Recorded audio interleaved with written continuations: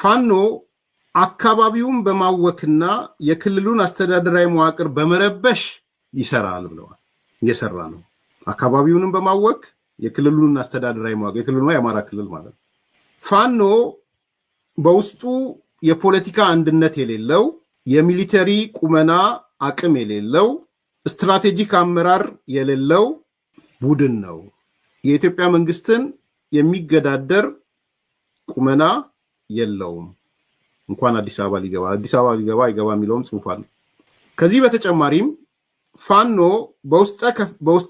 በውስጡ ከፍተኛ ክፍፍል ያለበት እንዲሁም በውጭ ኃይሎች የሚዘወርበትና ማኒፑሌት የሚደረግበት ደረጃ ላይ ደርሷል። የአሜሪካ የኢትዮጵያ መንግስት ከዛ በላይ ልላችሁ አልችልም። ብዙ ሰው ጠቀስኩላችሁ።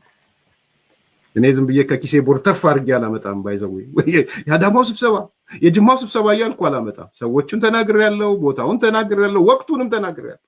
የአፍሪካ የአሜሪካ ጀነራል በገባ ወደ ማታ ላይ ያገኛቸው እንደገባ ኢቭን ጠቅላይ ሚኒስትሩን ሳያገኝ ኢታማዦር ሹምን ሳያገኝ ነው እነ ጀነራል ጻድቃንን እነ ጌታቸው ረዳን ያገኘው። ሌሎችም አሉ እዛ ውስጥ በፋኖ ዙሪያ ቅድም ያልኳችሁ ማለት ነው። ይቀጥላል ፋኖ ላይ አሁን ፋኖ በአሁን ሰዓት የፋኖ ታጣቂዎችን እንደ መሳሪያ እየተጠቀሙ ያሉት የኤርትራው ፕሬዝዳንት ኢሳያስ አፈወርቂ ናቸው።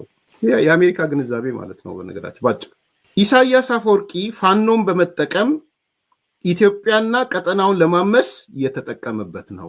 ግብፅም ይህንን ኃይል በኤርትራ በኩል አድርጋ እየተጠቀመችበት ነው።